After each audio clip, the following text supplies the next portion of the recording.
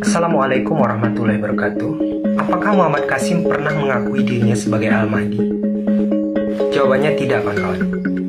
Muhammad Qasim sama sekali tidak pernah mengakui dirinya sebagai Al-Mahdi. Kalian bisa lihat di video-videonya, sama sekali tidak pernah mengakui, bahkan dia menyangkal dirinya sebagai Imam Al-Mahdi.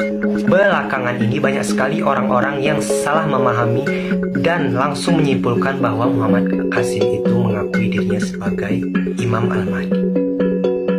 Sekarang saya akan kasih tahu kalian suatu hadis yang bisa mengubah perspektif kalian dalam memandang mimpi-mimpi Muhammad Qasim.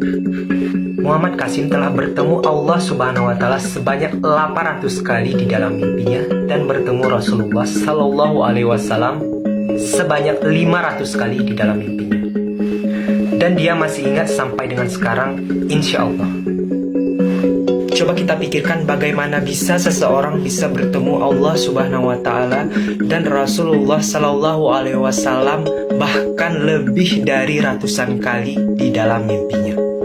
Bukankah ini adalah suatu hal yang mengundang pertanyaan besar untuk kita semua? Saya mengutip dua hadis yang mungkin bisa mengubah pandangan Anda tentang mimpi-mimpi Sayyid Muhammad Qasim. Mimpi seorang mukmin merupakan bagian dari 46 bagian kenabian. Nasar bin Ali telah menceritakan kepada kami, Abdul Wahab As-Sakafi telah menceritakan kepada kami, Ayub menceritakan kepada kami, dari Muhammad bin Sirin, dari Abu Hurairah, ia berkata, Rasulullah Shallallahu Alaihi Wasallam bersabda, jika masa telah dekat datangnya hari kiamat, maka mimpi seorang mukmin nyaris bukan sebuah kedustaan. Mimpi mereka adalah yang paling benar dan dapat dipercayai. Mimpi seorang mukmin adalah bagian dari 46 bagian kenabian. Mimpi itu ada 3, kawan-kawan. Yang pertama adalah mimpi yang baik, adalah merupakan kabar gembira dari Allah Subhanahu wa Ta'ala. Yang kedua adalah mimpi buruk yang dibuat oleh syaitan. Dan yang ketiga adalah mimpi yang diakibatkan karena seorang yang membicarakan dirinya. Sahih muttafaq alaih. Abu Isa berkata hadis ini sahih. Kalian pasti pernah baca tentang hadis terkait sabda Rasulullah SAW, siapa saja yang melihatku di dalam mimpi, maka dia benar-benar telah melihatku. Muhammad bin Bashar menceritakan kepada kami, Abdurrahman bin Mahdi menceritakan kepada kami, dari Abu Ishaq, dari Abu Al-Ahwas, dari Abdullah, dari Nabi SAW, beliau bersabda, siapa saja melihatku dalam mimpinya, maka sesungguhnya ia benar-benar telah melihatku. Sesungguhnya syaitan tidak dapat menyerupai diriku. Sahih Ibnu Majah 3900. Berdasarkan hadis yang saya sebutkan tadi, kira-kira mimpi Muhammad Qasim ini termasuk kategori yang mana, kawan-kawan? Bagi kalian yang sudah membaca atau meneliti mimpi-mimpi Sayyid Muhammad Qasim, seharusnya kalian sudah tahu dong bahwa mimpinya itu mengandung sebuah peringatan dan kabar gembira dari Allah Subhanahu wa Ta'ala dan Rasulullah Sallallahu Alaihi Wasallam kepada seluruh umat Islam.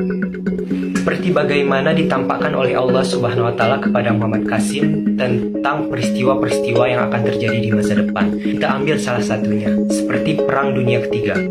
Baru-baru ini banyak sekali telah terjadi peperangan seperti Perang Ukraina dan Rusia, dan Palestina dan Israel. Dan di dalam mimpi Sayyid Muhammad Qasim sudah diperlihatkan tentang bagaimana peristiwa itu akan terjadi di masa depan. Seperti kapan dimulainya peperangan dunia ketiga, di mana lokasi dan bagaimana akhir dari peperangan tersebut. Lalu munculnya Dajjal, turunnya Nabi Isa alaihissalam, lalu munculnya Ya'juj Ma'juj, dan dekatnya hari penghakiman atau hari kiamat. Semua peristiwa yang akan terjadi di masa depan sudah diperlihatkan atau dikabarkan dalam mimpi Sayyid Muhammad Qasim. Jadi dapat kita simpulkan sendiri bahwa Muhammad Qasim sama sekali tidak pernah mengakui dirinya sebagai Al-Mahdi, melainkan ini semua adalah sebuah pengkabaran yang murni dari Allah Subhanahu wa Ta'ala dan Rasulullah Sallallahu Alaihi Wasallam kepada kita sebagai umat akhir zaman. Dan tugas Muhammad Qasim ini salah satunya hanya menyampaikan kabar ini kepada kita semua umat Islam. Dan juga mimpi Muhammad Qasim ini merupakan bentuk kasih sayang Allah Subhanahu wa Ta'ala kepada kita, umat akhir zaman. Jadi jangan sampai kita melewati kabar gembira ini, kawan-kawan. Ayolah ikro, kawan-kawan, bacalah. Selebihnya wallahu alam. Subhanallah wa bihamdihi, subhanallahil azim. Assalatu wassalamu alaika ya Rasulullah Muhammad sallallahu alaihi wasallam. Jadi tunggu apa lagi kawan-kawanku? Bagi kalian yang belum tahu sama sekali mimpi-mimpi Syekh Muhammad Qasim, harus cek mulai dari sekarang.